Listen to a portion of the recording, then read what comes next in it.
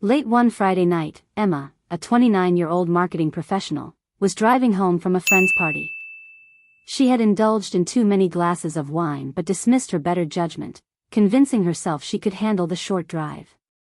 The streets were quiet, the city asleep, and she felt invincible, until flashing blue and red lights filled her rearview mirror. Her stomach dropped, and her hands tightened on the wheel as she pulled over to the side of the road. The officer who approached her car was a towering figure of authority. Officer Carter was tall, broad-shouldered, and intimidatingly handsome, with deep brown eyes and a confidence that made Emma's heart race. His voice was low and firm as he greeted her, asking for her license and registration. "Do you know why I stopped you tonight?" he asked, leaning slightly into her car window. Emma's words faltered as she glanced at him. She knew exactly why she was being stopped. The smell of alcohol on her breath was undeniable, and there was no way she could bluff her way out of this. But her fear was soon replaced by something else, an almost instinctive attraction to the man standing before her. His presence was commanding in a way that made her forget, for a moment, the dire situation she was in. I might have been swerving," she admitted, her voice trembling. "Have you been drinking?" Carter pressed, his tone serious but not unkind. Emma hesitated. She was in trouble, and she knew it. Desperation flickered in her mind, and before she could stop herself, she leaned into a different tactic. "Look, officer," she said softly, a nervous smile playing on her lips. "I know I shouldn't have been driving, but maybe we can work something out." Her voice dropped, and she looked up at him through her lashes, trying to appear both apologetic and alluring. Carter raised an eyebrow, clearly taken aback by her boldness. "Are you trying to flirt your way out of a DUI?" he asked, his voice a mix of amusement and disbelief. Emma flushed, realizing how foolish she sounded, but something about the situation emboldened her. "I'm just saying, you seem like a reasonable guy," she said, her voice softening further. Carter regarded her for a moment, then stepped back from the car. "Step out of the vehicle," he said, his tone unreadable. Emma's heart pounded as she obeyed, certain she was about to be handcuffed.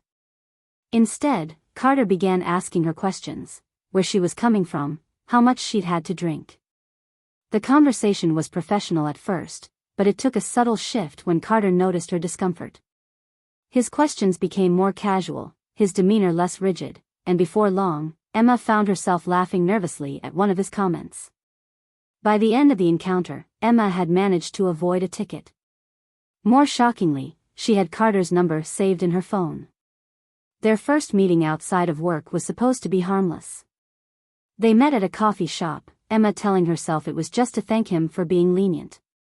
But the chemistry between them was undeniable, and what started as a casual conversation quickly escalated into something far more dangerous.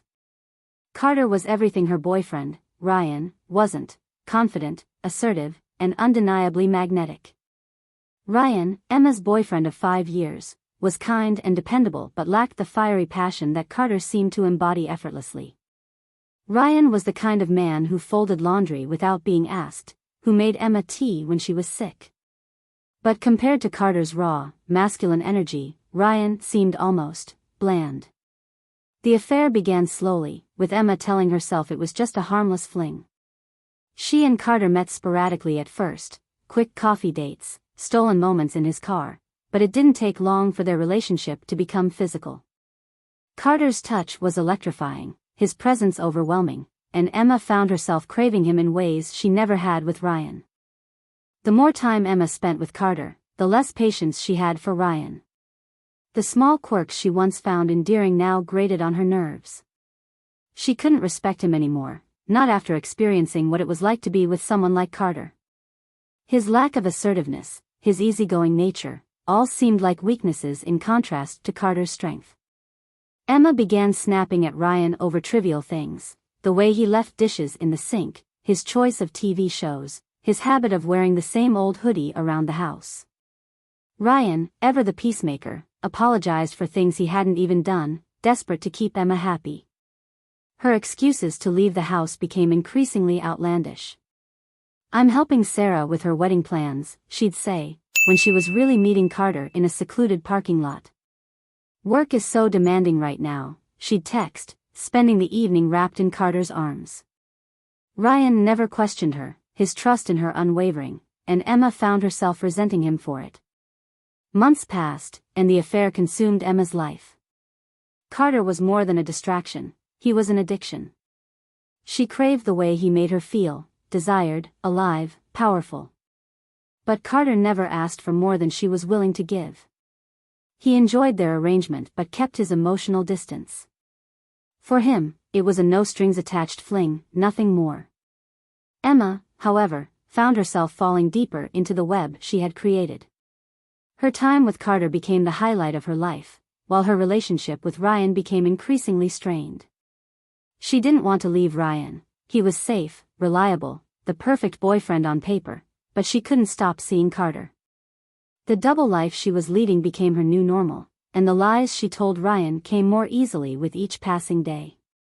Ryan, for his part, seemed oblivious to the affair. He noticed Emma's distant behavior but chalked it up to stress. When she came home late, he greeted her with a warm smile. When she snapped at him, he tried harder to please her. His unconditional love only made Emma feel more suffocated. She knew she was taking advantage of him, but the thrill of her affair with Carter outweighed any guilt she felt. There was no dramatic climax to Emma's story. No confrontation, no grand revelations. She continued living her double life, bouncing between the safety of her relationship with Ryan and the fiery passion of her affair with Carter. Ryan's trust in her remained unshaken, and Carter's role in her life stayed the same, an escape, a secret, a forbidden thrill. Emma knew she was playing a dangerous game, but she didn't care. The excitement, the intensity, the power she felt when she was with Carter, it was worth the risk. And so, her story continued, unresolved and unsustainable, a tangled mess of lies, desire, and betrayal.